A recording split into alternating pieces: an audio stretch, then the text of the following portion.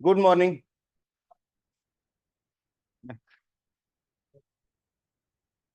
Okay, तो आप लोग को सबको पता चल ही गया है कि क्राइस्ट के फर्स्ट राउंड के रिजल्ट्स आ गए हैं, right? And many of our students they have gotten selected. तो टोटल कंपाइलेशन अभी तक जितना हुआ है रिजल्ट्स का, उसका मैं समरी आपको बता देता हूँ। तो टोटल अभी तक 80 कॉल्स हैं। 80 कॉल्स का मतलब एक स्टूडेंट के अगर 4 कोर्सेज में सिलेक्शन है तो उसको हमने 4 टाइम्स काउंट किया है। तो टोटल 80 प्लस अभी तक कॉल्स हैं। तो अराउंड 40 प्लस स्टूडेंट्स हैं जिनको ये 80 प्लस कॉल्स आए हैं। तो ये सिर्फ 3 कैंपसेस का है, सेंट्रल, बनारघट्टा एंड यशवंतपुर। ये 3 कैंपसेस में तो सिर्फ सेंट्रल कैंपस में अराउंड 35 है, एंड बनारघट्टा एंड यशवंतपुर में बाकी कॉल्स हैं, राइट? तो ऐसा है, तो this is a good number first round में। सेकेंड राउंड में और भी लोग अप्लाई करेंगे तो उनका भी सिलेक्शन होगा। तो फर्स्ट राउंड के हिसाब से ये काफ़ी अच्छा है। एंड काफ़ी सारे लोगों को उनका फर्स्ट प्रेफरेंस कोर्स में एडमिशन भी मिला है, राइट? ऐसे बहुत सारे लोग हैं जिनका फर्स्ट प्रेफरेंस में हुआ है। ठीक है, तो कुछ लोग हैं जिनका फर्स्ट प्रेफरेंस में नहीं हुआ बट एडमिशन हो गया है, एडमिशन ऑफर हो गया है, राइट? तो जिनका फर्स्ट प्रेफरेंस कैंपस में नहीं हुआ है, सेकंड प्रेफरेंस कैंपस में हुआ है, वो लोग को भी ऐसा टेंशन लेने की जरूरत नहीं है। क्राइस्ट के तीनों ही कैंपस जो हम लोग ने यहाँ पे भरवाए हैं, यशवंतपुर, बनारघट्टा एंड सेंट्रल। सेंट्रल तो चलो सबका ही प्रेफर्ड है। कुछ कोर्सेज ही ऐसे हैं जो सेंट्रल में ऑफर नहीं होते, तो उसमें Bannerghatta is the next campus जो प्रेफर्ड है, right? There are some courses जो यशवंतपुर में एंड सेंट्रल में शेयर्ड हैं, दोनों जगह ऑफर होते हैं। मैक्सिमम कोर्सेज ऐसे ही हैं, जैसे बीबीए के काफ़ी सारे कोर्सेज हैं जो बनारघट्ट सॉरी यशवंतपुर में है और सेंट्रल में है, राइट? तो वहाँ पे लोगों का थोड़ा सा डाउट है कि सेंट्रल में अगर नहीं हुआ, यशवंतपुर में हुआ है, तो क्या करना चाहिए।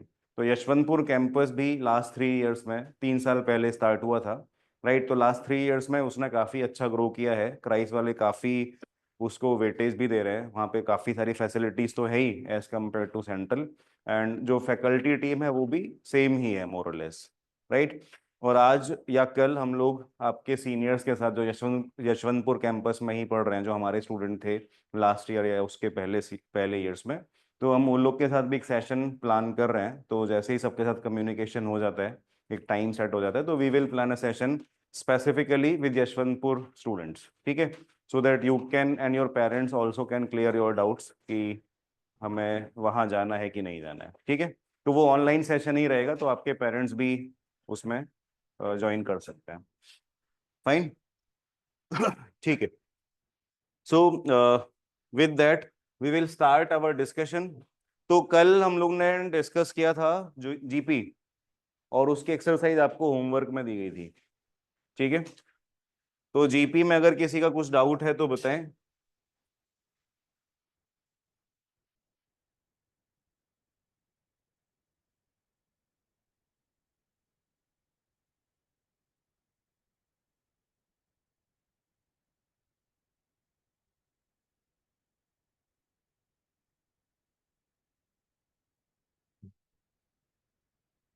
बोलिए।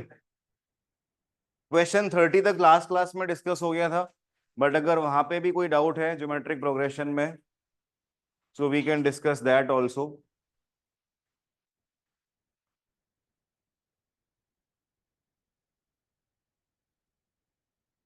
और उसके आगे कोई डाउट्स हैं 30 के आगे तो भी बताइए। ऑनलाइन स्टूडेंट्स नहीं है कोई डाउट, ठीक है? ऑफलाइन स्टूडेंट्स नहीं है कोई doubt. 40।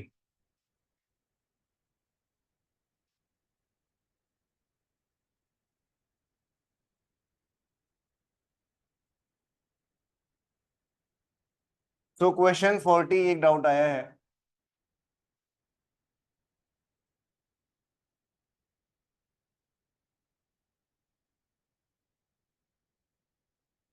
How many terms of the series amount to this. तो देखिए ये एक एपी है 1 3 5 7 9 एंड सो ऑन। तो ये एपी के कितने टर्म्स का सम ये होगा 1 2 3 4 5 4 3 2 1। ठीक है, इस एपी के कितने टर्म्स का सम इतना होगा, ये क्वेश्चन है। तो अगर इस एपी के एन टर्म्स हैं तो हम ऐसा कर सकते हैं कि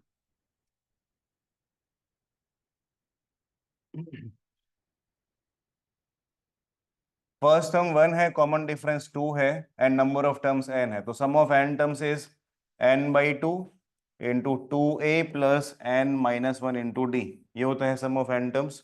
right now that should be equal to ये गिवन सम जो है 1 2 3 4 5 4 3 2 1। अब आपको इसमें n की वैल्यू फाइंड करनी है। a गिवन है, d गिवन है, तो n/2 2a तो 2 हो गया प्लस n-1 टाइम्स 2। ठीक है, that should B this much. तो ये n-2 नहीं 2n-2 एन, ये तो ये n स्क्वायर हो जाएगा। ठीक है, सो n स्क्वायर इज 1 2 3 4 5 4 3 2 1। तो n स्क्वायर इतना है, तो n कितना होगा ये आपको पता लगाना है। तो इसका स्क्वायर रूट फाइंड कर सकते हैं। ठीक है, तो क्या आएगा स्क्वायर रूट।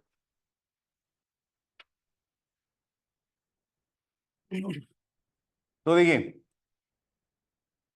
अब यहाँ पे ये आपको एक पैटर्न आइडेंटिफाई हो रहा होगा, 1 2 3 4 5 तक ये नंबर्स बढ़ते हैं एंड देन उसी ऑर्डर में कम होके फिर 1 तक आ जाते हैं। क्लियर है, तो ये एक बहुत ही स्पेसिफिक पैटर्न है। ये 11 की सीरीज में आता है।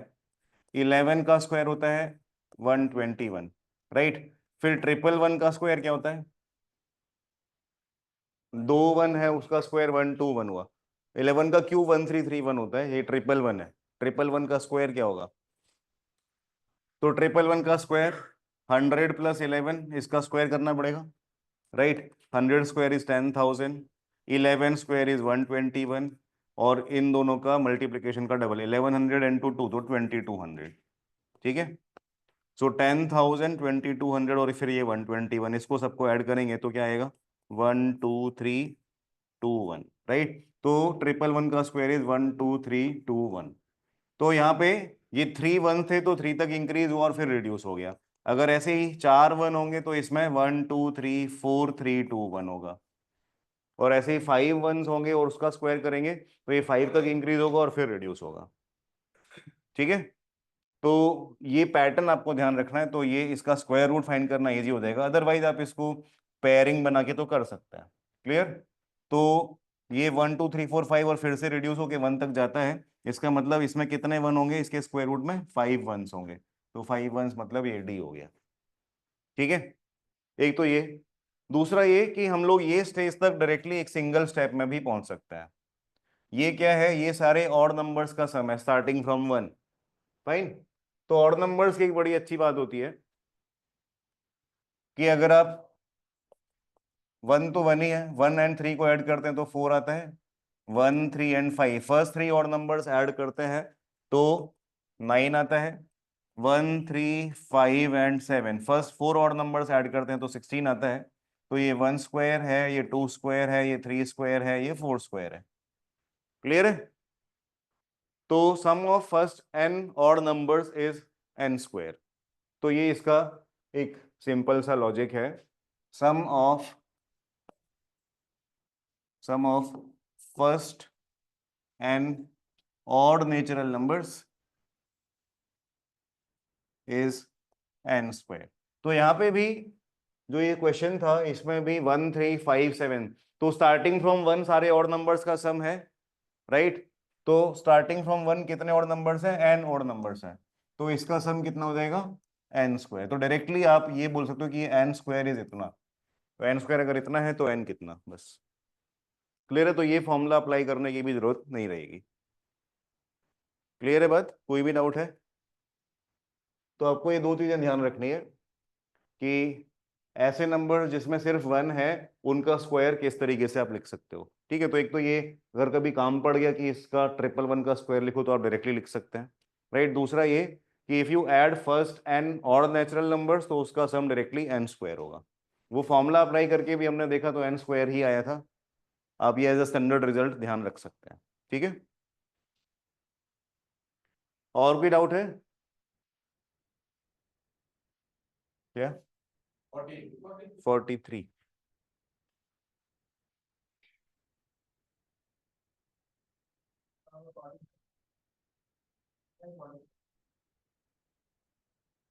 43।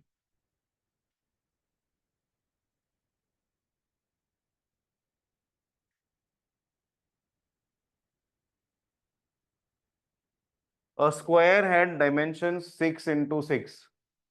Another square S2 is drawn by joining the midpoints of the sides of S1. ये S1 यही है, यहाँ पे S लिखा हुआ है, right. So this square has dimensions 6 into 6, तो दोनों साइड्स का लेंथ या चारों साइड्स का लेंथ 6 है, right. Another square is drawn by joining the mid points of the sides of S1, तो ये मिड पॉइंट्स है,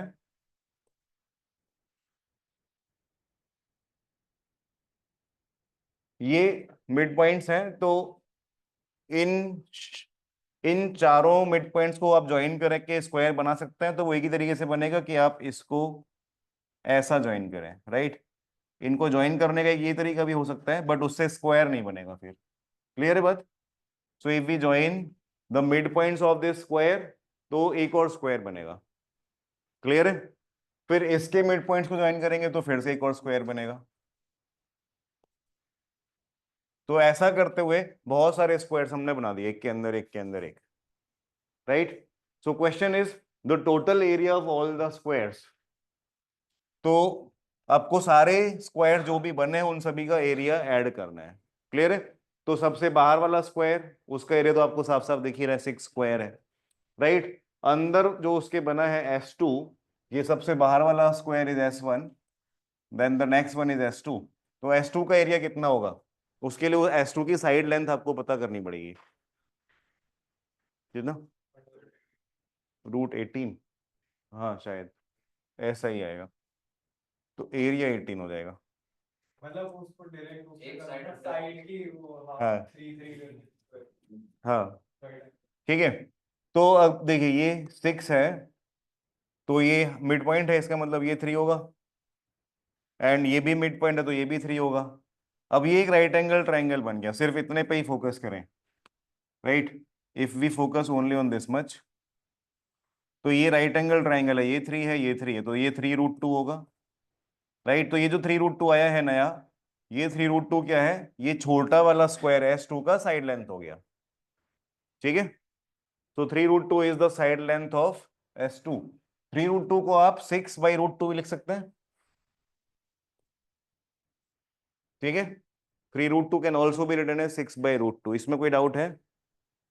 तो 6/√2 मैंने क्यों लिखा? Because I want to keep it in terms of 6। ये 6 है, तो ये साइड लेंथ 6 के टर्म्स में ही रहे, राइट, सो दैट हम लोग एक पैटर्न बना सके, इसलिए लिखा है, और कोई रीजन नहीं है।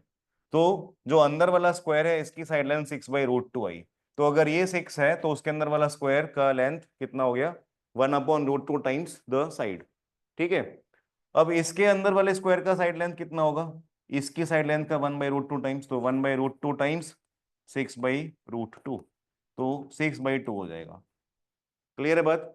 फिर उसके अंदर वाले का दिस मच टाइम्स 1/√2। क्लियर है? तो इस तरीके से हर एक स्क्वायर जैसे जैसे आप अंदर जाएंगे उसके साइड लेंथ में 1/√2 मल्टीप्लाई होता जाएगा, ठीक है। तो अगर आप साइड लेंथ लिखें तो side length of all the squares starting from the outer one, तो 6 होगा, उसके अगले का 6/√2 होगा, उसके अगले का 6/√2 स्क्वायर होगा, उसका अगला 6/√2 क्यूब होगा, एंड सो ऑन। इस तरीके से साइड लेंथ चलेंगे। इसमें किसी का डाउट है ये पैटर्न कैसे आया? ये साइड लेंथ का पैटर्न है, this is not the area. Question is what is the area of all these squares. तो अगर आप एरिया लिखते हैं इसका, तो सबसे बाहर वाला स्क्वायर का एरिया 6 स्क्वायर होगा, उसके अंदर वाला 6/√2² होगा, उसके अंदर वाला 6/√2² का भी स्क्वायर होगा, एंड सो ऑन। तो ऐसे एरिया जाएंगे। क्लियर है? एंड आप इन सब एरिया को ऐड करोगे, ये सब एरिया को ऐड करना है, because question is the total area of all these squares. ये जितने भी एरिया हमने बनाए हैं उन सभी का टोटल एरिया हमें कैलकुलेट करना है। ठीक है? So if we add all of this, तो सबसे पहले आपको क्या चीज चाहिए होगी कि ये कोई सीरीज है क्या, is this a series AP और जीपी, राइट? तो 6² है, ये 6²/2 है, उसका अगला 6²/4 है, उसके अगला 6²/8, एंड ऐसा चलेगा। तो ये एक जीपी दिख रहा है आपको, 1/2 मल्टीप्लाई होते जा रहा है। ठीक है? कोई डाउट है? अब नेक्स्ट क्वेश्चन ये आएगा कि ये जीपी है, ये समझ में आ गया। अब इसका सम करना है, तो उसके लिए हमें एक चीज और चाहिए, वो है नंबर ऑफ टर्म्स, है ना?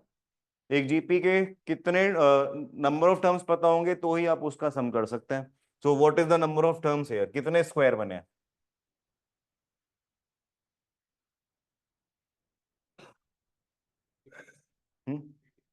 18।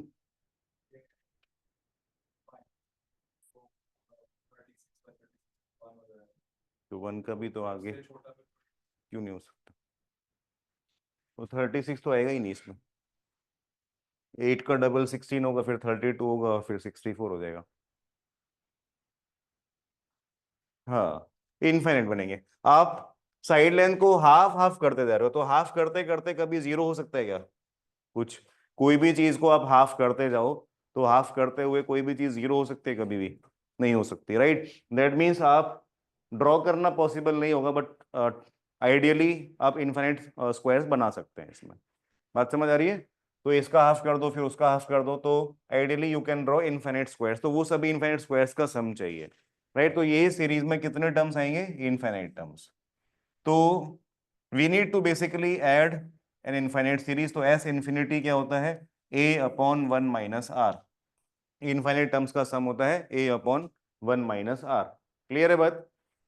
तो इसमें a कितना है? ये है 6² विच इज 36। 1 माइनस आर क्या है? 1/2। क्लियर? तो आंसर कितना हो गया? 36/1/2। तो आंसर 72। ठीक है? तो sum of all the squares is 72। तो आंसर ए। ठीक है? कोई भी डाउट है बताइए। तो एस इन्फिनिटी, ये सम, ये फॉर्मूला हमने कल डिस्कस किया था, तो बस वही यूज किया है। 43 में कोई भी स्टेप में डाउट है? नहीं। आगे और कोई doubt?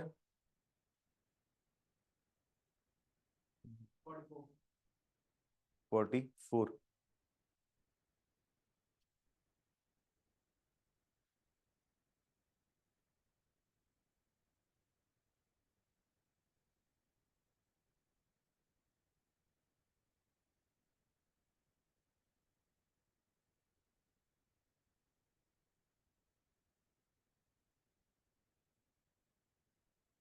When a rubber ball is dropped from a certain height onto a granite floor, the ball rebounds to 3/4 of the height from which it has fallen.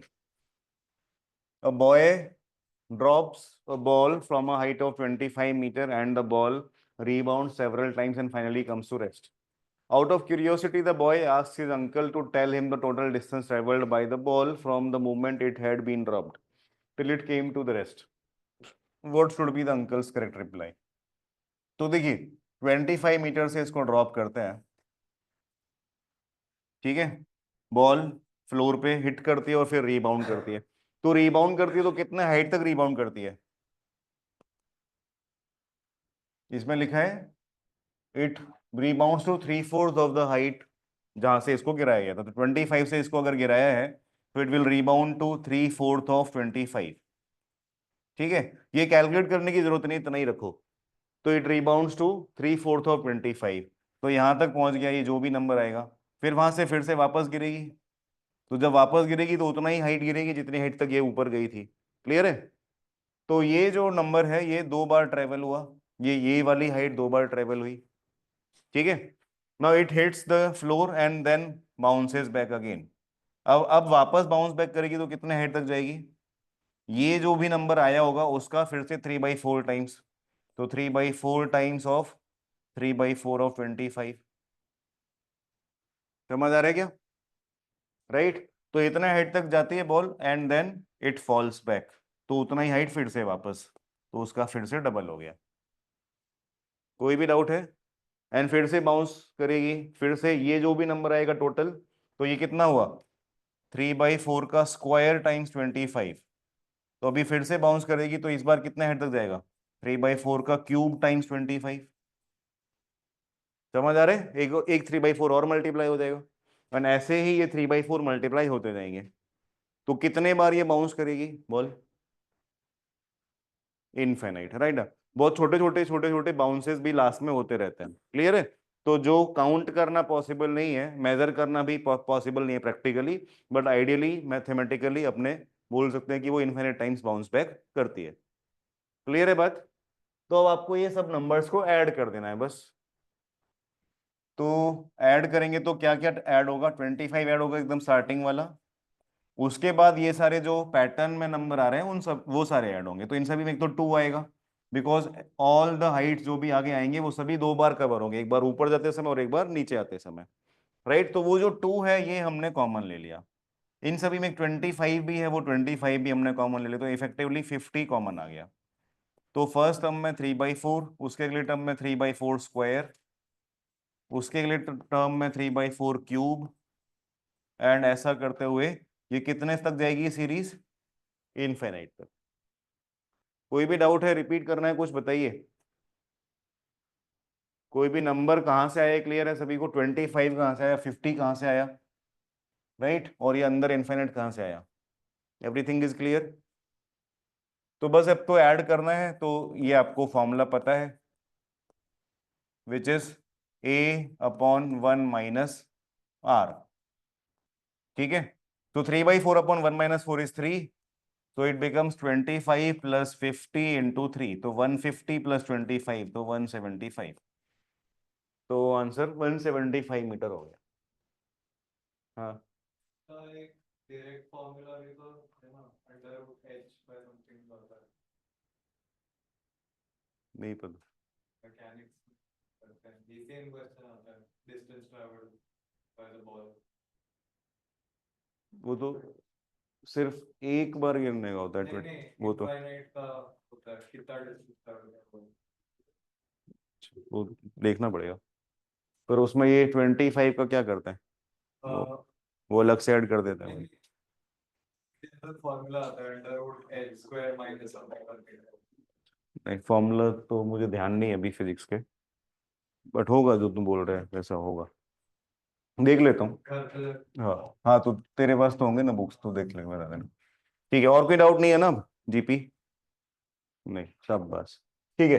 तो ज्योमेट्रिक प्रोग्रेशन का discussion अपना over हो गया है।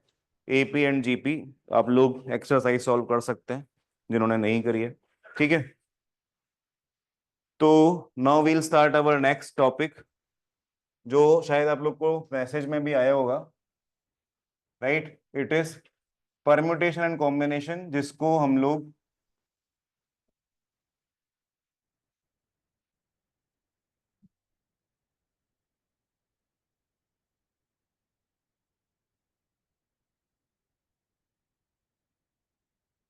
जिसको counting techniques भी बोलते हैं। राइट, तो परम्यूटेशन एंड कॉम्बिनेशन ये 11th या 12th के मैथ्स में आता है। जिन्होंने मैथ्स लिया होगा 11 12 में उन्होंने शायद पढ़ा होगा, जिन्होंने नहीं लिया है वो अभी पढ़ लेंगे। तो इजी टॉपिक है, तो ज्यादा टेंशन की जरूरत नहीं है। फाइन। तो परमुटेशन एंड कॉम्बिनेशन ये सब, ये दोनों क्या चीज है? These two words are basically counting methods. Right, ये काउंटिंग के लिए यूज होते हैं। तो अगर आपको काउंट करना है कि अभी जो नेक्स्ट फीफा वर्ल्ड कप होगा उसमें 48 टीम्स खेलेगी, वो 48 टीम्स 6 ग्रुप्स में डिवाइडेड होगी या 8 ग्रुप्स में डिवाइडेड होगी, तो वो उस टूर्नामेंट में टोटल कितने मैचेस खेले जाएंगे? तो अगर आपको ये काउंट करना है बिना लिखे या बिना कोई ऐसे पेयरिंग्स बनाए सारी टीम्स की, तो आपको उसमें ये परमुटेशन कॉम्बिनेशन की हेल्प लेनी पड़ेगी। क्लियर है बात? अगर आप वो 48 टीम्स के सभी के ग्रुप वाइज पेयरिंग बनाओगे कि ए टीम का बी के साथ एक मैच हुआ तो 1, फिर बी का सी के साथ हुआ तो 2, तो ऐसा पेयरिंग बनाओगे तो it will take a lot of time. ठीक है, तो वो टाइम कम लगे और गलतियां ना हो, उसमें गलती होने का चांस भी, कोई एक पेयरिंग आप मिस कर गए, राइट, तो गलती होने के चांसेस भी है। तो काउंटिंग टेक्निक्स हमें अभी डिस्कस करना है। So before we start our counting techniques we will discuss fundamental principle of counting.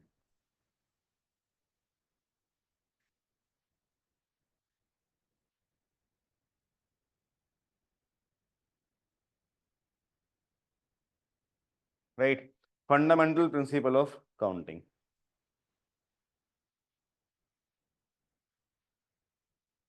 तो देखिए फंडामेंटल प्रिंसिपल ऑफ काउंटिंग क्या बोलता है, एक बार मैं वो प्रिंसिपल लिख देता हूं, then we will discuss with the help of examples. So it says if event A, if event A can happen in m ways and event B can happen in n ways, right? Then event A and B together will happen in m into n ways। ठीक है, ये first है। And second, event A और B, इधर ए और B दोनों में से कोई एक, right, that will happen in m plus n ways. ठीक है, तो ऐसा है। तो अभी इसको समझ लेते हैं।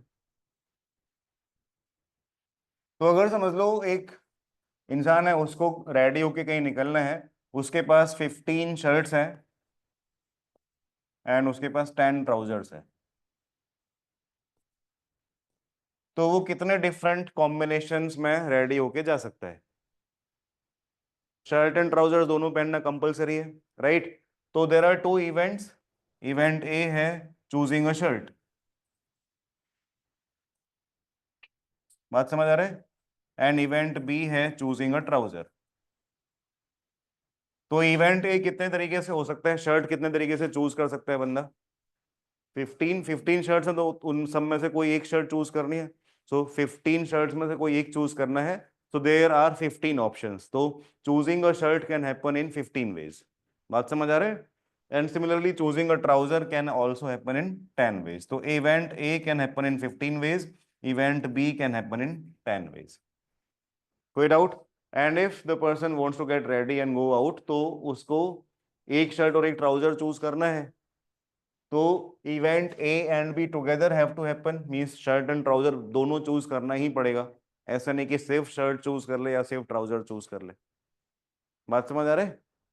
सो both events have to happen. तो इसका मतलब क्या हुआ, events A and B both have to happen, तो दोनों इवेंट्स होने के कितने वेज हो जाएंगे? 15 into 10, right, m into n, तो 150 वेज। बात समझ आ रही है? तो 150 डिफरेंट कॉम्बिनेशंस में वो इंसान रेडी हो सकता है। क्लियर है बात? तो आप इसको ऐसे भी असेस कर सकते हैं कि अगर मान लो 15 शर्ट्स हैं, तो एक रेड शर्ट है, तो ये रेड शर्ट के साथ ये 10 ट्राउजर्स हैं, वो सारे पेयरिंग कर ले हैं, T1 T2 करके T10, तो ये 10 कॉम्बिनेशंस हो गए। देन फिर पिंक शर्ट है, उसके साथ 10 कॉम्बिनेशंस, फिर ऐसे 15 का कलर तुम ढूंढ लो और उनके साथ कर लो। क्लियर है बात? So that is how there can be 150 combinations. बात समझ आई? तो अगर दोनों इवेंट साथ में होना कंपलसरी है, उसमें कोई चॉइस नहीं है कि आप एक इवेंट कर लो दूसरा ना होगा तो चलेगा, वैसा चॉइस नहीं है। Right, if both the events have to happen compulsorily, तो उसके जो भी वेज है इंडिविजुअल इवेंट्स के, उसको मल्टीप्लाई करना पड़ेगा to get the total number of ways. Fine, clear है, बात समझ आ रही है? अगर ऑप्शन है, फॉर एग्जाम्पल इस इंसान के पास 15 शर्ट्स हैं एंड 10 टी शर्ट्स हैं, and shirts and T shirt साथ में नहीं पहन सकते, अलग अलग ही पहन सकते हैं, राइट? तो और 10 ट्राउजर्स तो है ही, तो अभी कितने डिफरेंट वेज में रेडी होके जा सकता है? हाँ, राइट। तो अभी क्या होगा, अब ये शर्ट्स एंड टी शर्ट, इसमें चॉइस है, या तो वो शर्ट चूज करेगा या तो टी शर्ट चूज करेगा, एंड ट्राउजर तो चलो चूज करना ही है, राइट? तो we can say there are 3 events now, A B and C. Event A है choosing a shirt, event B है choosing a T shirt, and event C है choosing a trouser. तो event A can happen in 15 ways, event B can happen in 10 ways, and event C can happen in 10 ways, right? But अब A and B में एक choice है, A and B में choice है। Choice कैसे है, या तो वो शर्ट चूज करेगा या तो टी शर्ट चूज करेगा। क्लियर है बात? तो इवेंट्स ए एंड बी में एक चॉइस है, दैट मीन्स ईदर ए और बी विल हैपन। तो ए और बी होगा, तो इसका मतलब total number of ways of A और बी कितना हो जाएगा? यहाँ पे आप देखिए हमने क्या लिखा था, इवेंट ए और B will happen in m plus n ways, ठीक है?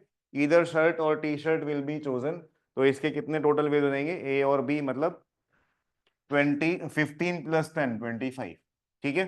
So it will be 15 plus 10 25 ways. कोई भी डाउट है बताइए? एंड सी है, ये कंपल्सरी है, तो ए और बी एंड सी ऐसा होगा, तो ए और बी के 25 एंड सी के 10, तो टोटल 250 वेज में अब वो रेडी हो सकता है। कोई भी डाउट है बताइए? ठीक है, so that is fundamental principle of counting. ये सबको समझ आ गया? इसमें किसी का भी डाउट है? तो ये जो हमने डिस्कस किया है कि मल्टीप्लाई कब करना है एंड ऐड कब करना है, ये आप ध्यान रखना, ये आपको आगे बहुत काम आएगा in this chapter and also in एक और चैप्टर प्रोबेबिलिटी, ठीक है? तो अभी देखिए हमारा जो अब आगे का डिस्कशन है वो इसी पे ही बेस्ड है जो हमने अभी डिस्कस किया है, राइट? तो अभी इसमें डिफरेंट टाइप ऑफ क्वेश्चंस हम बना सकते हैं। For example, arranging objects in a row, ठीक है? तो ये एक टाइप ऑफ क्वेश्चंस होते हैं। तो अगर मैं आपको बोलता हूं, इन हाउ मेनी वेज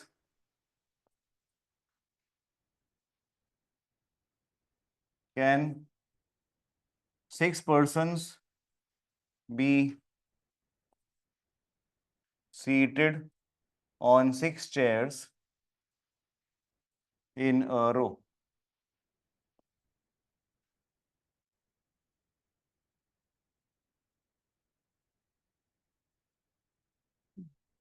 ठीक है? तो अभी देखिए, जिन लोग ने पढ़ा हुआ है उन लोग का आंसर आ गया होगा, बट जिन्होंने नहीं पढ़ा है वो लोग क्या करेंगे? तो ये 6 प्लेसेस है, राइट? ये समझ लेते हैं 6 चेयर्स है। अब ये 6 चेयर्स पे हमें ये 6 लोगों को बिठाना है, तो हम लोग बाय वन सभी चेयर्स के पास जाते हैं, राइट? और इन सब लोगों को लेके जाते हैं। तो समझ लो हमारे पास घर में गेस्ट आए हैं, तो फर्स्ट चेयर पे हम जाते हैं एंड फर्स्ट चेयर पे जाके हम देखते हैं कि कितने गेस्ट हैं, 6 है। तो फर्स्ट चेयर पे मैं इन 6 में से किसी को भी बिठा सकता हूँ, that means first chair can be filled in 6 ways, right? तो 6 वेज में फिल हो सकते हैं, बट बैठेगा तो कोई एक ही इंसान, 6 के 6 तो नहीं बैठ सकते। 6 चॉइसेस हैं हमारे पास, राइट? बट उनमें से बैठेगा तो एक ही जन, तो एक जन कोई भी बैठ जाएगा, राइट? तो उसके बाद नेक्स्ट चेयर पे हम जाते हैं, तो 5 पर्सन बचे, एक तो वहां पे बैठ चुके, राइट? तो this place can be filled in 5 ways. तो यहाँ पे भी एक ही जन बैठेगा, 5 ऑप्शंस है इसमें बिठाने के। क्लियर है? वो कोई भी 5 में से कोई भी एक जन हो सकता है। Then next place can be filled in 4 ways, next in 3 ways, next in 2 ways and similarly next in 1 way। यहां तक किसी का कोई डाउट है? ये जो 6 ways है, इसमें वो जो 6 चॉइसेस थी, वो 6 की 6 चॉइसेस हमने यहाँ पे बिठा के चेक कर लिया है, राइट ना? तो all those person have been checked कि यहाँ पे कोई भी इंसान ABCDEF में से कोई भी यहाँ पे बैठ सकता है। क्लियर है बात? तो अब ये हो गया इन सारे चेयर्स को इंडिविजुअली फिल करने के कितने वेज हैं। बट अभी इन सब चेयर्स को साथ में फिल करना है, सबको साथ में बिठाना है, तो उसके लिए क्या करना पड़ेगा? इन सभी नंबर्स को ऐड करेंगे या मल्टीप्लाई करेंगे? मल्टीप्लाई करेंगे, राइट? तो मल्टीप्लाई क्यों करेंगे? सेम लॉजिक, हमें फर्स्ट चेयर को भी फिल करना है एंड सेकंड को भी फिल करना है एंड थर्ड को भी फिल करना है। बात समझ आ रही है? ऐसा नहीं है कि इधर फर्स्ट चेयर गेट्स फिल्ड और सेकंड चेयर गेट्स फिल्ड और थर्ड चेयर गेट्स फिल्ड। ठीक है? और नहीं है, एंड है। तो ये आपको समझना है, बिकॉज एंड है, we have to fill all the chairs compulsorily. That is why इनके जो नंबर ऑफ वेज है इंडिविजुअल इवेंट्स के, उसको मल्टीप्लाई करना पड़ेगा। Getting this point? तो when we multiply all these numbers तो क्या आता है? 6 into 5 into 4 into 3 into 2 into 1, right? इसका प्रोडक्ट 720 आता है, बट इसको हम लोग और एक तरीके से लिखते हैं, दैट इज कॉल्ड 6 फैक्टोरियल। ठीक है? फैक्टोरियल क्या है मैं ये भी समझा देता हूँ। फैक्टोरियल बड़ा ही सिंपल चीज है, समझना। 1 से लेके n तक अगर आपने सभी नेचुरल नंबर्स को मल्टीप्लाई किया, starting from 1 till n, if we multiply all natural numbers, तो इसका प्रोडक्ट को हम लिख सकते हैं n फैक्टोरियल, राइट? तो यहाँ पे हमने 1 to 6 सभी नंबर्स को मल्टीप्लाई किया है, तो इसका प्रोडक्ट को हम लिख सकते हैं 6 फैक्टोरियल ऑल्सो। ठीक है? So this product will be 6 factorial. अगर मान लो 1 to 4 करना होता, तो दैट वुड बी 4 फैक्टोरियल। ठीक है? 6 फैक्टोरियल की वैल्यू 720 है, 4 फैक्टोरियल की वैल्यू 24 है, 5 फैक्टोरियल की वैल्यू कितनी होगी फिर? 120। 5 फैक्टोरियल कितना होगा? 4 factorial into 5, so 24 into 5 is 120। ठीक है? 5 फैक्टोरियल को ऐसा लिख सकते हैं, 4 फैक्टोरियल 1 2 3 4 एंड फिर एक 5। कोई डाउट है बताइए? तो फैक्टोरियल का अंडरस्टैंडिंग आ रहा है? जिन्होंने भी फर्स्ट टाइम पढ़ा है फैक्टोरियल, समझ आ रहा है वो लोग को? हाँ, वो दोनों फॉर्मेट में हो सकते हैं, इसलिए दोनों जानना जरूरी है, राइट? तो क्योंकि ऑप्शंस आएंगे आपके सामने, तो ऑप्शंस बनाने वाले वही लोग हैं जो एग्जाम बना रहे हैं, राइट? तो ऑप्शन फैक्टोरियल के फॉर्म में भी हो सकता है, और नॉर्मल 720 आंसर आता है वैसा भी हो सकता है, राइट? तो you have to know both. ठीक है?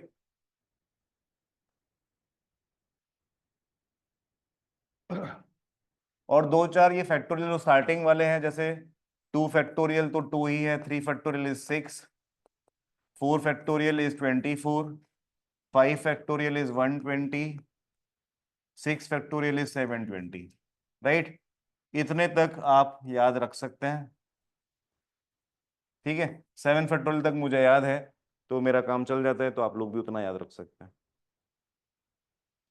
Is the exclamation mark the symbol for factorial? Yes कुछ, ये जो एक्सक्लेमेशन मार्क आ रहा है नंबर के बाद, ठीक है, this is not an expression, this is ये फैक्टोरियल।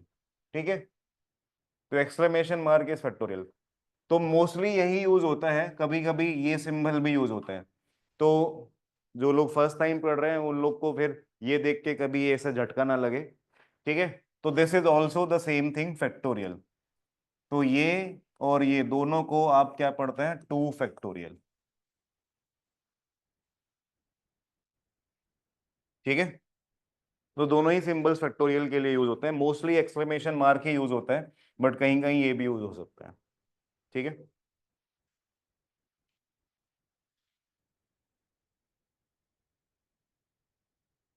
ठीक है। तो अगर अब ऐसा है,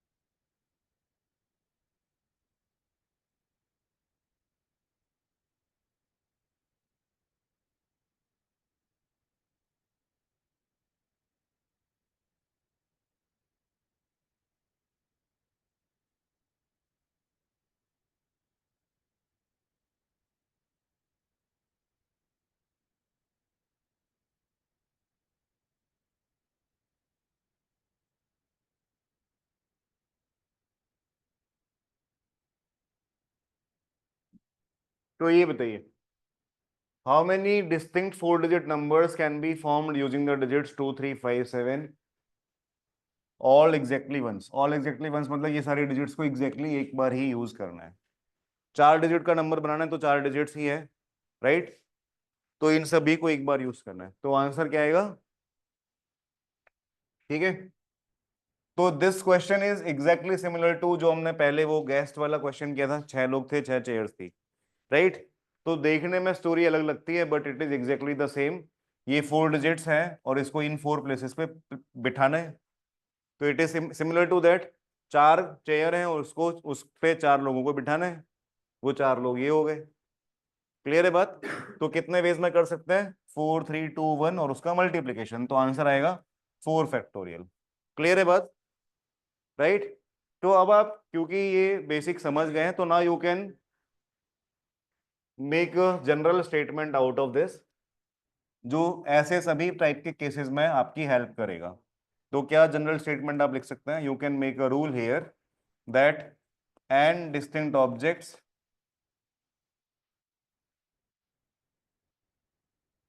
can be arranged in n distinct places in n factorial ways. ठीक है, 6 ऑब्जेक्ट्स थे प्रीवियस क्वेश्चन में, 6 चेयर्स थी, 6 पर्सन थे, 6 चेयर्स थी, 6 फैक्टोरियल वेज में हुआ था। यहाँ पे 4 डिजिट्स हैं और 4 प्लेसेस पे उसको अरेंज करना है, तो 4 फैक्टोरियल वेज में हो रहा है। ठीक है, बात समझ आ रही है? कोई भी डाउट है यहाँ तक? तो अभी ये रूल यूज करके आप स्टोरी कुछ भी बनाते जाओ, आंसर्स आते जाएंगे। तो अभी इसमें एक टाइप के क्वेश्चन ऐसे भी आते हैं कि how many distinct words can be formed using the letters of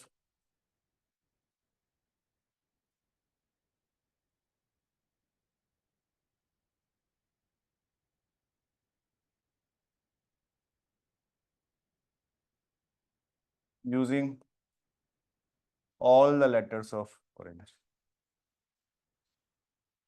ठीक है, तो ये क्वेश्चन भी एग्जैक्टली exactly वही है जो पहले हमने वो डिजिट्स वाला किया था और उसके पहले वो 6 गेस्ट वाला किया था, राइट। बस खाली स्टोरी चेंज हो रही है, बेसिक कॉन्सेप्ट सभी में सेम है। तो ये ऑरेंज में 6 लेटर्स है, ये 6 लेटर्स को बस अरेंज करना है 6 प्लेसेस पे, राइट। तो ये जो वर्ड्स बनेंगे those words don't have to be meaningful, वो वर्ड्स कुछ भी रैंडम वर्ड्स हो सकते हैं, उसका मीनिंग निकालने नहीं बैठना है, right. So those words can be meaningful और नॉट। तो ऐसे टोटल कितने वर्ड्स बनेंगे? 6 लेटर्स के 6 फैक्टोरियल। ठीक है, कोई भी डाउट है? 6 फैक्टोरियल 720। ठीक है, तो ये बड़ा सिंपल सा रूल है, इस रूल की बेसिस पे बड़े सिंपल से क्वेश्चंस आप सॉल्व कर सकते हैं।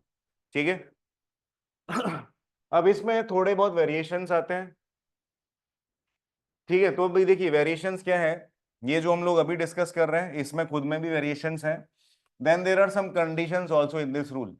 कंडीशंस क्या है कि ऑब्जेक्ट्स डिस्टिंक्ट होने चाहिए, distinct objects, right. Distinct objects, distinct places.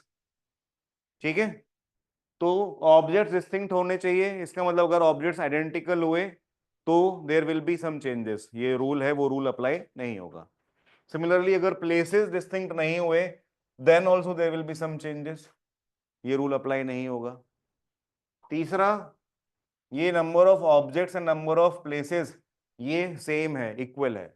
अगर ये इक्वल नहीं हुआ, मान लो हमारे पास 6 गेस्ट हैं और 10 चेयर है, या 6 गेस्ट आ गए और 5 ही चेयर है, तो क्या करेंगे, राइट।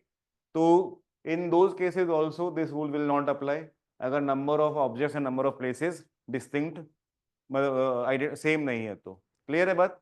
तो we will discuss all those cases as well, but पहले हम लोग जब ये सब कुछ सेम है तो क्या क्या वेरिएशंस हो सकते हैं वो हम देखते हैं। ठीक है,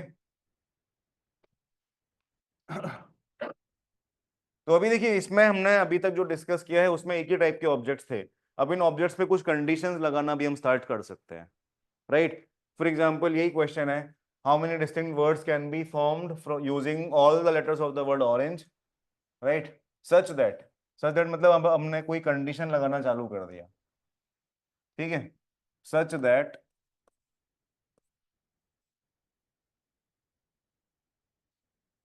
अब क्या सच दैट लगाए, all the vowels are together,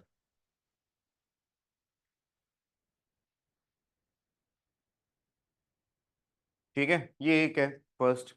second, all the consonants are together,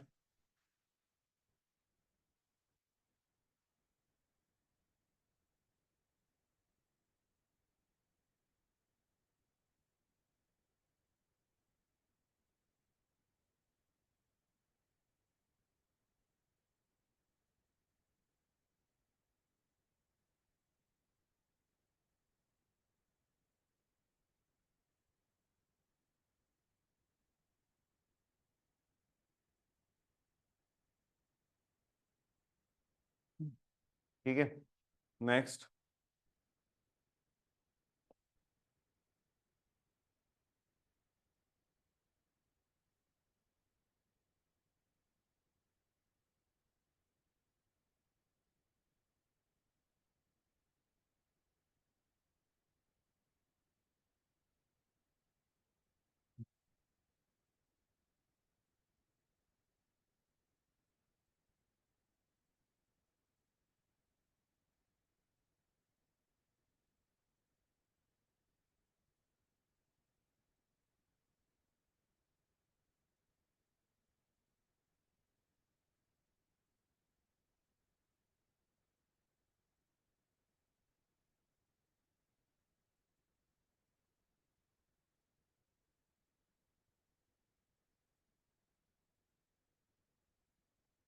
ठीक है, तो ऐसे बहुत सारे और वेरिएशंस भी कर सकते हैं, अभी मैं और ज्यादा सोच नहीं पा रहा हूँ, ठीक है। तो let us start with first, first and second, पहले तो ये बताइए फर्स्ट और सेकंड में कुछ डिफरेंस है क्या, सेम ही है, नहीं सेम नहीं है, मैं इतना फालतू में नहीं लिखता, ठीक है, तो सेम नहीं है, फर्स्ट में सिर्फ वॉवल साथ में होने चाहिए, मतलब ऐसा कि ओ, ए एंड ई ये वॉवल्स हैं, राइट, ये तीन साथ में होने चाहिए, बट कॉन्सोनेंट्स आर, जी और क्या है एन, ये अलग अलग हो सकते हैं। बात समझ आया ना, तो ये तीन साथ में रहेंगे but consonants can split.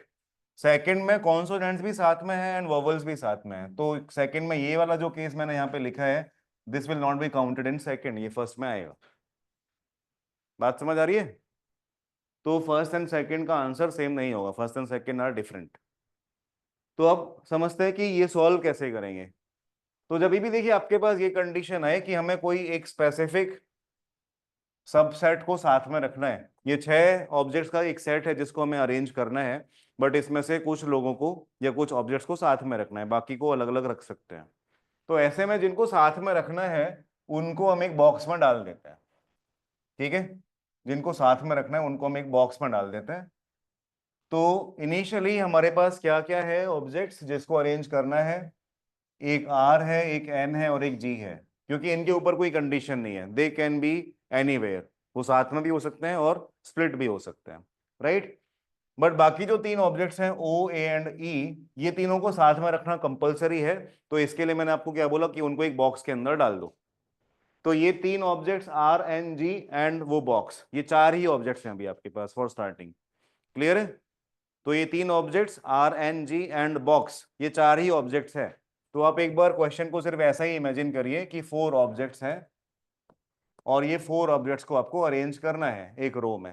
So these four objects can be arrange in how many veg, four factorial, यहाँ पे वो रूल लगेगा जो ऊपर लिखा था हमने, फोर फैक्टोरियल। अब हम क्या करेंगे, क्योंकि बॉक्स के अंदर का जो सामान है या बॉक्स के अंदर के जो लेटर्स हैं उसको भी हम अरेंज कर सकते हैं। बॉक्स के अंदर हमने एक बार ये ए, ई और कौन था ओ, इन लोग को डाल के छोड़ दिया था, राइट। बट ये ए, ओ एंड ई ये लोग आपस में अरेंज हो सकते हैं। आपस में अरेंज होने का मतलब क्या हुआ, इस बॉक्स के अंदर ये तीन वॉवेल्स हैं, तो ओ ए ई हो सकता है या ओ ई ए हो सकता है या ई ए ओ हो सकता है, ऐसा करके इनके अरेंजमेंट्स भी हो सकते हैं, क्लियर है। So the objects with in the box they can also be arranged. तो ये 3 ऑब्जेक्ट्स हैं, तो ये कितने वेज में अरेंज हो सकते हैं? 3 फैक्टोरियल। क्लियर है? तो total number of ways of arranging so that vowels are together, तो कितना हो गया? 4 factorial ways of arranging the consonants and the box and 3 factorial ways of arranging vowels within the box. तो answer 3 factorial into 4 factorial. Clear है? तो total answer कितना हुआ? 24 into 6। तो आंसर ये भी मिल सकता है आपको, या फिर इसका रिजल्ट 144 आता है, ये भी मिल सकता है। क्लियर है? कोई भी डाउट है फर्स्ट पार्ट में तो बताइए। तो अगर फर्स्ट पार्ट समझ में आ गया तो सेकंड पार्ट अब आ जाना चाहिए।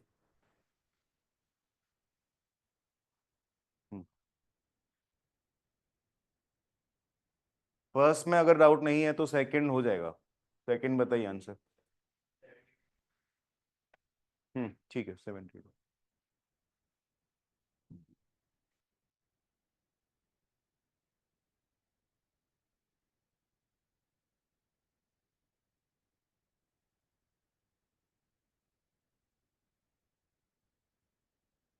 फर्स्ट में किसी का डाउट है तो बताएं। 4 फैक्टोरियल कैसे आया?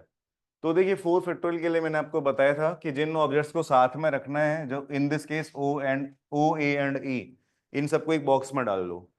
राइट? तो ये एक बॉक्स है, और उसके अलावा जो इनको साथ में नहीं रखना था, जिनके ऊपर कोई कंडीशन नहीं थी, वो कौन से थे? आर, एन और जी। तो ये 3 ऑब्जेक्ट्स और बॉक्स, तो 4 ऑब्जेक्ट्स हुए। वो चारों को आप साथ में अरेंज करने के कितने वेज होंगे? 4 फैक्टोरियल। ठीक है? हाँ भाई, फर्स्ट में और किसी का कुछ डाउट है? तो सेकंड देखिए। अब सेकंड में आपको बोलते हैं कि all vowels should be together and all consonants should also be together. ठीक है? तो मैंने आपको बताया था ऊपर कि जब भी आपको ऐसी कंडीशन मिले कि ये ग्रुप को साथ में ही रखना है, तो उन ग्रुप को साथ में रखने का क्या तरीका है? उसको एक बॉक्स में डाल दो। अब यहाँ पे 2 ग्रुप है, उन दोनों को अलग अलग साथ में रखना है, तो 2 बॉक्स ले आओ और दोनों बॉक्स में इन दोनों ग्रुप्स को डाल दो। राइट? तो स्टार्टिंग में आपके पास सिर्फ 2 बॉक्सेस ही होंगे। राइट? एक होगा बॉक्स जिसके अंदर वॉवल्स हैं, और एक होगा बॉक्स जिसके अंदर कॉन्सोनेंट्स हैं। तो स्टार्टिंग में आपके पास ये सिर्फ 2 बॉक्सेस ही है। इन दोनों बॉक्सेस को अरेंज करने के कितने तरीके? 2 ही तरीके, एक बॉक्स इधर और एक इधर, या फिर ऐसा। क्लियर? 2 ही तरीके। तो ये these 2 boxes can be arrange in 2 ways. अब आपको क्या करना है? इन बॉक्सेस के अंदर जाके इन लोग को अरेंज करना है। तो ये वॉवल्स को जब आप अरेंज करेंगे इस बॉक्स के अंदर, तो that can happen in 3 factorial veg. 3 vowels है। ठीक है? And similarly these consonants can also be arranged in 3 factorial veg. 3 he consonants है। राइट? तो टोटल नंबर ऑफ वेज कितना हो गया? 2 फैक्टोरियल तो बॉक्सेस को अरेंज करने का, 3 फैक्टोरियल वॉवल्स को अरेंज करने का with in the box, and 3 factorial consonants को अरेंज करने का विद इन द बॉक्स। तो टोटल कितना आंसर हुआ? 3 फैक्टोरियल इज 6, ये भी 6 और ये 2, तो आंसर 72। ठीक है? कोई भी डाउट है बताइए। समझ आ रहा है लॉजिक? स्टार्ट और एंड दोनों सही। हाँ, दोनों ही होते हैं, एंड पोजीशंस दोनों ही होते हैं। ठीक है? फर्स्ट एंड सेकंड क्लियर है? ऑब्जेक्ट्स को साथ में रखते हैं तो क्या आपको यूज करना है, मेथड समझ में आ गया? ठीक है, तो नेक्स्ट बताइए। Vowels occupy even positions. तो वॉवल्स इवन पोजीशंस ऑक्यूपाई करें, तो देखिए क्वेश्चन 3, ये 6 पोजीशंस है। इन 6 पोजीशंस को अगर आप नंबरिंग करो तो ये फर्स्ट है, ये सेकंड है, थर्ड है, फोर्थ है, फिफ्थ है एंड सिक्स्थ है। तो वॉवल्स ये इवन पोजीशंस पे आने चाहिए, सेकंड, फोर्थ एंड सिक्स्थ पे। क्लियर है बात? तो vowel should come on these 3 positions. तो कितने वॉवल्स हैं? 3।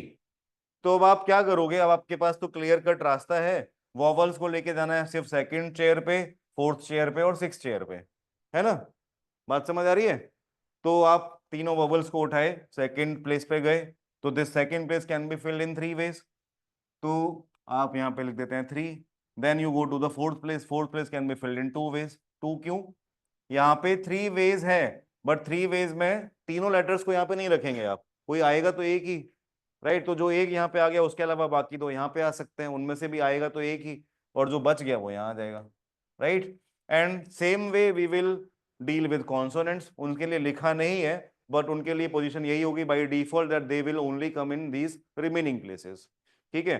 तो again first consonant can be arranged in three ways.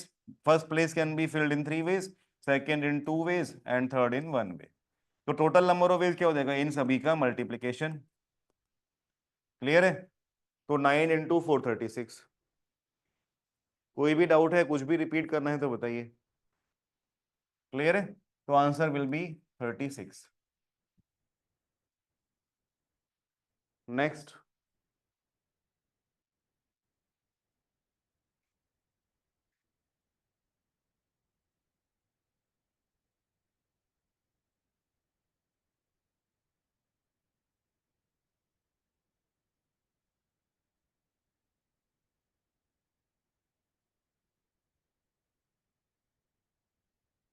Consonants occur at end positions. तो जो अभी हमने किया था वैसे ही करना होगा। ये 6 पोजीशंस है, ठीक है, ये 6 पोजीशंस है। तो सबसे पहले क्योंकि condition is on and positions, तो हम एंड पोजीशंस को ही पकड़ते हैं। तो एंड पोजीशंस ये दोनों है, राइट। तो this and can be filled in how many veg, क्योंकि यहाँ पे सिर्फ कॉन्सोनेंट आ सकते हैं, तो 3 ही कॉन्सोनेंट्स हैं, तो वो 3 में से कोई एक आएगा। तो first end can be filled in 3 ways, right. Next end can be filled in 2 ways. तो पहले हमने कॉन्सोनेंट्स को ही सल्टा दिया, तो 2 कॉन्सोनेंट्स चले गए, राइट। एंड 2 कॉन्सोनेंट जाने से एंड पोजीशंस की जो कंडीशन थी वो हमने फुलफिल कर दी। अब जो बीच में जो रिमेनिंग पोजीशंस है उसके ऊपर कोई कंडीशन नहीं है, वहां पे कोई भी लेटर आ सकता है, क्लियर है बात। So now how many letters do we have, 3 vowels और एक कॉन्सोनेंट बचा हुआ है, कोई भी एक। So those 4 objects can be arrange in these 4 places in how many ways, 4 factorial. तो ये 3 × 4 फैक्टोरियल × 2, तो क्या आंसर आ जाएगा, 24 है इंटू 6, तो 24 × 6 144। बात समझ आ रहा है। ये सब मल्टीप्लाई ही होंगे, इसमें तो कोई डाउट नहीं है ना, कहीं पे भी एडिशन नहीं आने वाला है। हाँ बोलो। फोर्थ क्वेश्चन कर रहे हैं हम लोग, ये एरो गलत बनाया हुआ है ना। So we are discussing question 4। तो it says consonants occur at end positions. तो क्वेश्चन एक बार पूरा पढ़ लेते हैं। क्वेश्चन यहां से चालू हो रहा था, जो थोड़ा सा ऊपर सरक गया। हमें ये ऑरेंज के सारे लेटर्स को अरेंज करना था such that consonants occur at and position, ठीक है। तो एंड पोजीशंस कौन सी है, फर्स्ट एंड और लास्ट एंड। तो ये 2 पोजीशंस पे कॉन्सोनेंट्स ही आने चाहिए। तो we have 3 consonants, N, G and एक और आर, राइट। तो ये 3 कॉन्सोनेंट्स है, उनमें से कोई एक यहाँ पे आएगा। तो this position can be filled in 3 ways, N, G और आर में से कोई एक आ जाएगा। And similarly this position can be filled in 2 ways, right. तो एंड पोजीशंस का हमने काम जो करना था, कंडीशन अप्लाई थी, वो हमने यूज कर लिया। अब आगे कोई और कंडीशन नहीं है, तो ये जो रिमेनिंग 4 पोजीशंस है बीच में, उसके ऊपर कोई कंडीशन नहीं है। तो यहाँ पे एक कॉन्सोनेंट आ गया, यहाँ पे एक कॉन्सोनेंट आ गया, तो एक कॉन्सोनेंट बचा हुआ है और 3 वॉवल सारे बचे हुए हैं। तो वो चारों लेटर्स को आप ये 4 पोजीशंस पे अरेंज कर सकते हैं।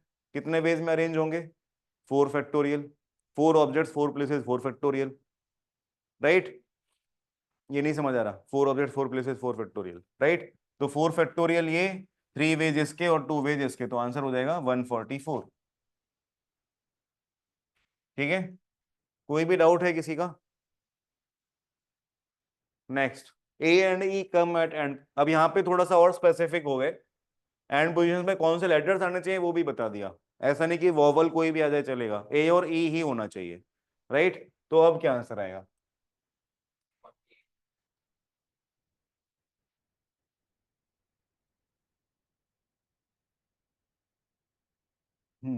तो क्या 48। तो फिफ्थ में ए एंड ई, तो ए यहाँ आ जाए और ई इधर आ जाए, क्योंकि ए और ई स्पेसिफाई किया हुआ है, तो अपने ए और ई लिख देते हैं, फिर टेंशन ही नहीं है। बट ऐसा भी हो सकता है कि ई इधर आ जाए और ए इधर आ जाए, बिकॉज ऐसा लिखे that they have to be at the ends, A starting में हो और ई एंड में हो, ऐसा कुछ स्पेसिफाइड नहीं है, राइट। तो एंड पोजीशन तो दोनों ही केसेस में हो रहा है। So A and E can be arrange in two ways. ये बात समझ आ रही है। और उसके अलावा जो बाकी चार लेटर्स हैं दे can be arrange in these four position in 4 factorial ways. तो उसका 4 फैक्टोरियल, तो आंसर हो जाएगा 24 × 2 48। क्लियर है? कोई भी डाउट है, रिपीट करना है कुछ तो बताओ। समझ आ रहा है ना? ठीक है।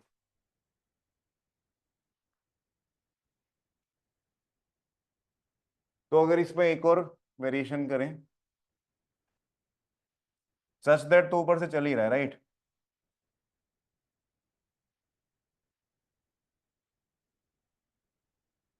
A and E R never together.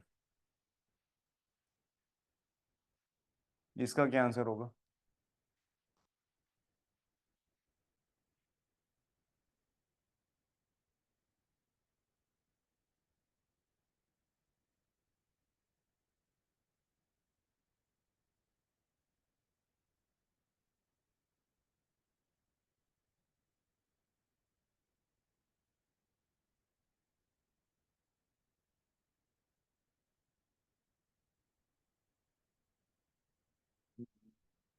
To forty, हाँ ठीक है।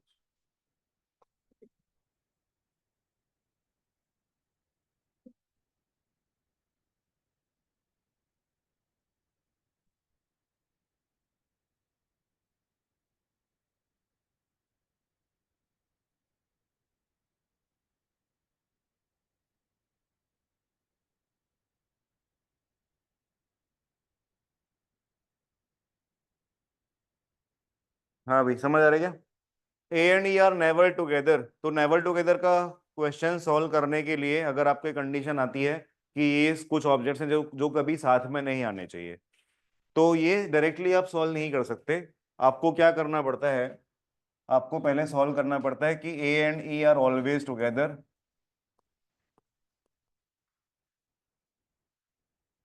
पहले ये सॉल्व करिए, ठीक है। और फिर ये जो भी आंसर आएगा उसको टोटल में से माइनस कर दीजिए, ठीक है। तो टोटल मतलब total number of ways in which वो जो 6 ऑब्जेक्ट्स थे, 6 लेटर्स थे, उसको कितने वेज में अरेंज कर सकते हैं टोटल, विदाउट एनी कंडीशन। तो वो आंसर है कुछ। उसमें कंडीशन अगर आप ये लगा दें कि ए एंड ई आर टुगेदर, तो टोटल में से अगर ये टुगेदर वाले केसेस हमने हटा दिए तो बाकी जो बचेंगे वो वही होंगे जिसमें ए और ई टुगेदर नहीं होंगे। बात समझ आ रही है?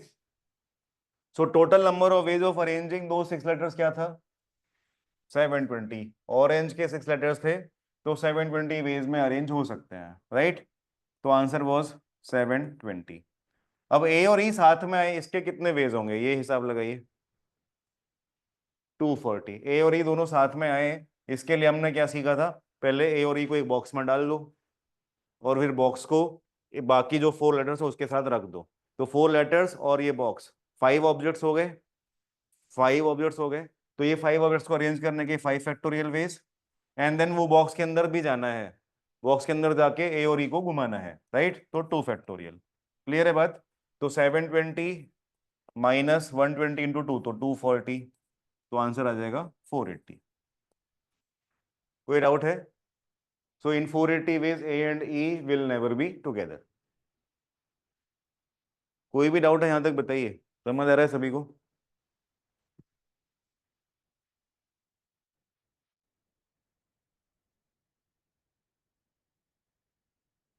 अब देखिए, मैंने आपको वो जो रूल लिखाया था उसमें क्या था? कंडीशंस एंड डिस्टिंक्ट ऑब्जेक्ट्स, ठीक है। एंड डिस्टिंक्ट ऑब्जेक्ट्स थे, they can be arranged in and distinct places in n factorial ways. तो यहाँ पे स्ट्रिक्टली एक कंडीशन है कि objects have to be distinct. But अगर ऑब्जेक्ट्स डिस्टिंक्ट ना हो तो क्या, है ना? तो अब हम ये समझते हैं, what if objects are not distinct.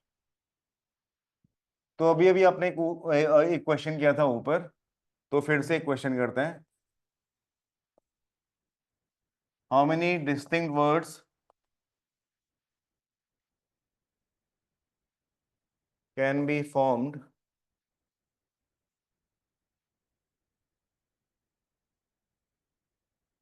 using all the letters of distinct 5 letter words। ठीक है, सारे लेटर्स यूज करें तो वही बनेंगे। तो द वर्ड इज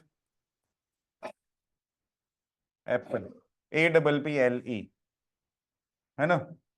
तो अभी इसमें देखिए 5 लेटर्स है, बट इन 5 में 2 लेटर्स एक जैसे हैं, ए नहीं, P, राइट। सो अब इसको अरेंज करके कितने वर्ड्स बना सकते हो आप?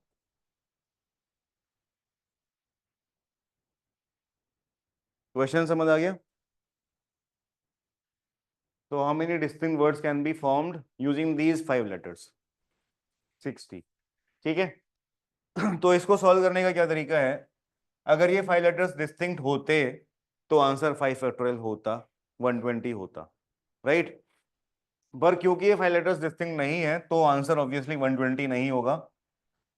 तो उसमें देखिए फर्क क्या पड़ेगा। अगर मान लेते हैं ये P की जगह Q है, तो APQLE ये वर्ड बनेगा। एंड अगर ये Q और ये P इन दोनों को हम एक्सचेंज कर दें, इंटरचेंज कर दें, तो AQPLE ये दूसरा वर्ड बनेगा। ठीक है, दोनों वर्ड्स डिस्टिंक्ट होंगे। बाकी सारे लेटर्स सेम है, उधर ही है जहां पे थे, सिर्फ Q एंड P को हमने इंटरचेंज कर दिया। फाइन। बट अगर हम Q को P ही रहने दें, जो कि एक्चुअल में है APPLE, तो ये एक अरेंजमेंट है। अब ये वाले P को इधर भेज दो और ये वाले P को इधर भेज दो, तो एक नया अरेंजमेंट आया जो है APPLE। तो ये दोनों डिस्टिंक्ट वर्ड्स हैं। अभी इन दोनों में कुछ फर्क है, ये वाला P इधर आ गया ना, तो ये नया वर्ड बना, नहीं बना ना, राइट। तो दोनों देखने में तो सेम ही लग रहे हैं, भले आपने वो P को इधर लिखा है, right. So these two words are identical. अगर ये दोनों वर्ड्स डिस्टिंक्ट होते अगर P की जगह पे कोई और लेटर होता। बात समझ आ रही है? तो बिकॉज दो लेटर्स आइडेंटिकल हो गए, उसकी वजह से इन दोनों लेटर्स का जो इंटरचेंज करने से नया वर्ड बन सकता था वो अब नहीं बनेगा। ठीक है। तो कोई भी अरेंजमेंट में एक इंटरचेंज से दूसरा वर्ड बनता, तो हमें हमेशा हर एक इंटरचेंज के लिए इनका एक एक वर्ड मिस हो गया, राइट। तो ये एक अरेंजमेंट था। इस अरेंजमेंट में P एंड Q को इंटरचेंज करके we get a new word, but वो यहाँ पे अभी नहीं मिल रहा है। दैट मीन्स जो 120 आपका आंसर आता है नॉर्मल 5 फैक्टोरियल करने से, बिकॉज देर आर 5 ऑब्जेक्ट्स, उसमें हमें 2 फैक्टोरियल से डिवाइड करना पड़ेगा, because we have lost these many words. ठीक है, ये जो 2 वर्ड्स हो सकते थे उसकी जगह पे एक ही मिल रहा है। ठीक है। तो ऐसा कोई भी कॉम्बिनेशन में आपको ऐसा ही होगा, जहां पे भी आपने कोई भी कॉम्बिनेशन बनाया, मान लो एक कॉम्बिनेशन आया ALPEP, राइट, ये एक नया वर्ड बना। अब ये वाला P यहाँ भेजोगे और ये वाला P यहाँ भेजोगे तो उससे एक नया वर्ड बनना चाहिए, बट वो नहीं बनेगा क्योंकि दोनों P आइडेंटिकल है। इसकी जगह Q होता तो एक नया वर्ड बन जाता, right. So for any combination of letters there will be another word जो आपने मिस कर दिया है, because of two two objects being identical. तो इसके लिए हमने इसको 2 फैक्टोरियल से डिवाइड कर दिया, तो आंसर हो जाएगा इन दिस केस 60। ठीक है। अगर 3 ऑब्जेक्ट्स आइडेंटिकल होते, अगर समझ लो ये वर्ड होता APPLE, मान लो एप्पल की स्पेलिंग ये होती, ठीक है, तो इसमें कितने डिस्टिंक्ट वर्ड्स बनते? पहले तो 6 ऑब्जेक्ट है तो 6 फैक्टोरियल तो आएगा, डिवाइडेड बाय 3 फैक्टोरियल। ठीक है, तो ये आएगा। Clear? Because the 3 objects are identical, तो जितने आइडेंटिकल ऑब्जेक्ट्स हैं उतने फैक्टोरियल से डिवाइड कर देंगे, तो that will be the total number of distinct arrangements, right. अगर ऐसा होता APPLE, ठीक है, मान लेते हैं एप्पल की स्पेलिंग ऐसी होती, तो अभी कितने डिस्टिंक्ट वर्ड्स बनते? 6 फैक्टोरियल। अब ये दोनों आइडेंटिकल है तो इसका 2 फैक्टोरियल अलग, और ये दोनों आइडेंटिकल है तो इसका 2 फैक्टोरियल अलग, राइट। तो ऐसा बनता। कोई भी डाउट है? फाइन। तो that is how we will get distinct arrangements अगर ऑब्जेक्ट्स आइडेंटिकल हैं तो। Fine.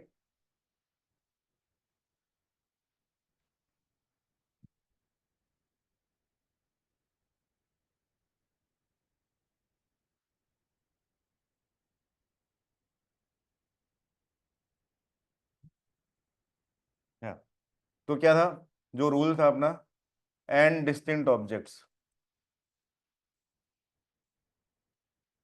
Right, they can be arranged in n distinct places in n factorial ways. तो नाउ सेकंड कंडीशन जो इस रूल में है वो ये कि ये भी एन होना चाहिए और ये भी एन होना चाहिए, राइट। व्हाट इफ दोनों नंबर्स इक्वल नहीं है? क्लियर? अगर दोनों नंबर्स इक्वल नहीं है तो क्या? तो अब हम वो भी एक बार चेक कर लेते हैं। अगर समझ लो हमारे घर में आ गए 6 गेस्ट और चेयर्स या सीट्स 5 हैं, so in how many veg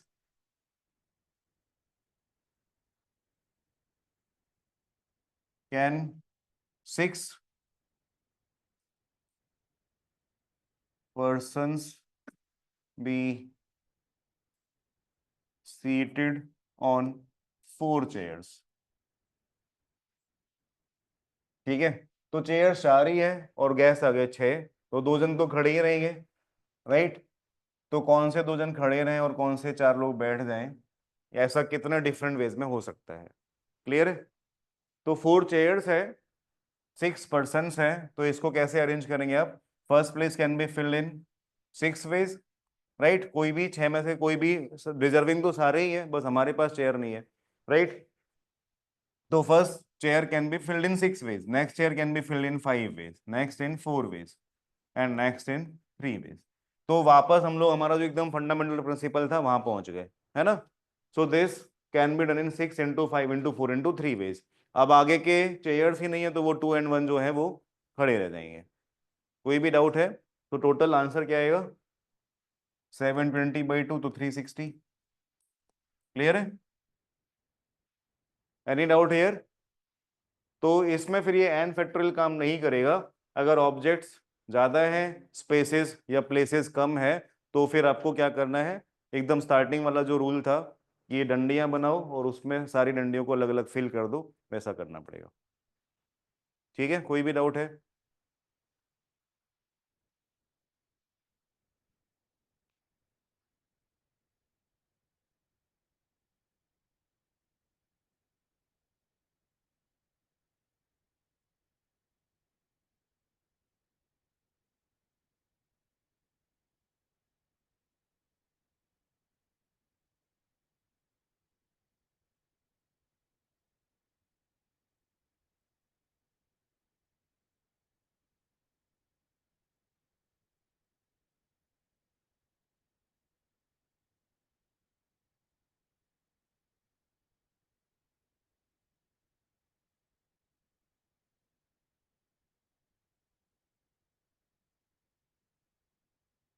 हाँ, ये बताइए।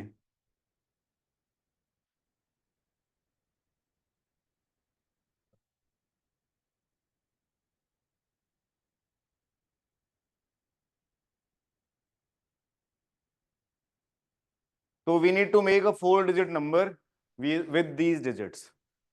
ठीक है, we need to make a 4 digit number with these digits. तो 4 डिजिट नंबर बनाना है तो हमारे पास प्लेसेस कम है, ऑब्जेक्ट ज्यादा है, तो वैसे ही क्वेश्चन हो गया, गैस ज्यादा आ गए और चेयर्स नहीं है। तो first place can be filled in 7 ways, next place can be filled in 6 ways, right, क्योंकि हमने कंडीशन लगा दिया रिपीटेशन नहीं होना चाहिए। तो रिपीटेशन नहीं होने का ये हम कैसे इंश्योर करेंगे कि रिपीटेशन ना हो? फर्स्ट प्लेस अगर 7 वेज में फिल कर रहे हैं तो जो भी डिजिट यहाँ पे आया वही सेम डिजिट यहाँ पे नहीं आना चाहिए, तो वो डिजिट को आप अपने कलेक्शन में से निकाल दो, राइट। तो रिमेनिंग डिजिट्स आर 6, तो this place can be filled in 6 ways. जो डिजिट यहाँ पे आया वो आगे कहीं नहीं आना चाहिए, तो this place can be filled in 5 ways and this place can be filled in 4 ways.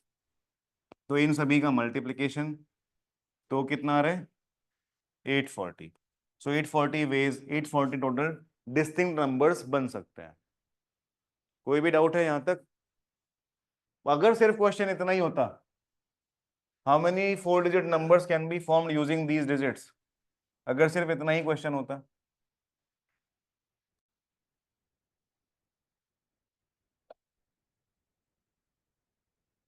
तो सिर्फ इतना क्वेश्चन है या फिर ऐसा बोला हुआ है कि रिपीटेशन इज अलाउड, दोनों का मीनिंग सेम ही है, राइट, सिर्फ इतना लिखा हुआ है, दैट मीन जितने भी 4 डिजिट नंबर्स इनको यूज करके बना सकते हो बना दो। क्लियर है? तो उस 4 डिजिट नंबर्स में सारे 1 आ जाएंगे तो भी चलेगा, क्योंकि 1 इसमें लिस्ट में तो है ना। क्लियर है? क्योंकि anyway you can not use all the digits कोई भी नंबर में, तो इसका मतलब इनमें से आपको कुछ पिक करना है, तो आई पिक्ड ओनली 1 और उसको यूज करके मैंने बना दिया एक नंबर। बात समझ आ रही है? तो अगर सिर्फ इतना भी लिखा हुआ है दैट मीन्स कि रिपीटेशन अलाउड है, और अगर रिपीटेशन अलाउड है तो कितने नंबर्स बन सकते हैं? तो this place can be filled in 7 ways, and क्योंकि रिपीटेशन अलाउड है तो जो डिजिट यहाँ पे आ गया वही सेम डिजिट यहाँ पे भी आ सकता है। So this place can again be filled in 7 ways, and again 7 and again 7। So these 4 places can be filled in 7 raised to 4 ways। ठीक है बात? कोई डाउट है?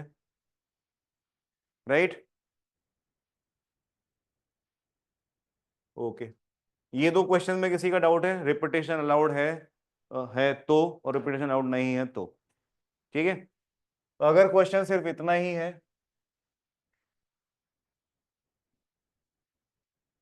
अगर क्वेश्चन सिर्फ इतना ही है, हाउ मेनी,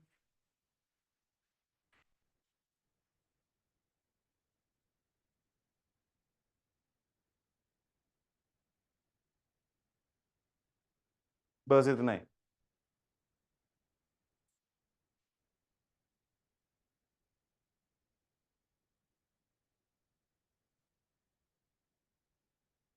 तो ऐसा ये क्वेश्चन मतलब हो सकता है क्या? ऐसा हो तो सकता है ना। हाँ, तो how many 4 digit numbers can be formed? तो कितना आ रहा है? 9,000। तो ये तो मतलब आपको इसके ये जानने के लिए तो पेरेंट्स की जरूरत भी है ही नहीं। अब तो पीएनसी पढ़ रहे हैं, इसके लिए आप उस समय उस तरीके का दिमाग लगा रहे हो। अगर मैं आपको ऐसे ही पूछता कि कितने 4 डिजिट नंबर हैं, मतलब जो आपने नंबर्स तो पढ़े ही हुए हैं ना, राइट? अगर ये क्वेश्चन मैं आपको इन जनरल पूछ लेता कभी क्लास के बाहर बिना पीएनसी पढ़ाए, ऐसे ही पूछ लेता, तो बता देते जल्दी से कितने 4 डिजिट नंबर्स हैं। तो कैसे गिनते? 1000 से 9999 तक कितने नंबर्स होते हैं? 4 डिजिट नंबर्स इतना ही तो है, राइट? अरे यार, ये वाला पेज हैंग हो रहा है ना? पेज चेंज कर लेता हूँ। तो क्या कितने थे 4 डिजिट नंबर्स? ठीक है, तो अगर मैं आपको नॉर्मल ऐसे ही पूछ लेता कि कितने 4 डिजिट नंबर्स हैं, तो नॉर्मल कैलकुलेशन आप क्या करते? 1000 से लेके 9999 तक कितने नंबर्स हैं 4 डिजिट के? ठीक है, तो आपको क्या करना था? ये टोटल लास्ट लिमिट है, और इसमें से जो स्टार्टिंग के 999 नंबर्स हैं जो 4 डिजिट के नहीं है वो हटा दो, तो 9000 बचता है। ठीक है, तो 9000 नंबर्स हैं जो 4 डिजिट के हैं। बात समझ आई ना? राइट? बट अगर पीएनसी पढ़ ली हमने तो अब हम थोड़ा ज्यादा दिमाग लगाएंगे, राइट? तो अभी हम क्या करेंगे? 4 डिजिट नंबर्स कितने हैं वो बताना है। तो टोटल अवेलेबल डिजिट्स कितने हैं हमारे पास ये 4 डिजिट नंबर बनाने के लिए? 10 डिजिट्स हैं, 0 से लेके 9 तक सारे, राइट? बट वो 10 डिजिट्स में से फर्स्ट प्लेस में सिर्फ 9 ही आ सकते हैं, 0 नहीं आ सकता। So first place can be filled in 9 ways, right? जो डिजिट यहाँ पे आ गया वो डिजिट आगे आ सकता है, आ सकता है, right? So next place can be filled in 10 ways, next place can again be filled in 10 ways, and next place can again be filled in 10 ways. So total number of numbers कितने हो गए इनका सबका multiplication? so 9 into 10 raised to 3, तो 9000। समझ आया? so total number of numbers that, total number of 4 digit numbers that can be formed or that are there is 9000। Clear है बात? कोई भी डाउट है यहाँ तक? ओके, ठीक है। तो आज अपने को इधर ही रुकना पड़ेगा। तो देखिए, आज हमने चैप्टर तो पीएनसी चालू किया था, बट आज हमने कुछ पी और सी कुछ पढ़ा नहीं, राइट? आज हमने सिर्फ अरेंजमेंट की ही बात करी। नेक्स्ट क्लास कल ही होगी, हाँ। तो कल हम लोग ये पीएनसी के बारे में चर्चा करेंगे। इसमें भी एक कॉन्सेप्ट बाकी है, राइट? तो वो भी हम डिस्कस करेंगे कि अगर प्लेसेस डिस्टिंक्ट नहीं हुए तो क्या, राइट? वो हम जो वेरिएशन देख रहे थे उस रूल के, उसमें एक रूल का एक वेरिएशन बाकी है। It said that places should also be distinct, but what if places are not distinct? ठीक है, तो वो वेरिएशन बाकी है, तो वो डिस्कस करेंगे, and then we will also talk about the combination. ठीक है, तो आई होप आज हमने जो भी पढ़ा है वो आपको सबको समझ आ गया हो। अगर किसी का कुछ डाउट है तो बता सकते हैं। ठीक है, otherwise you can take a break 15 minutes का।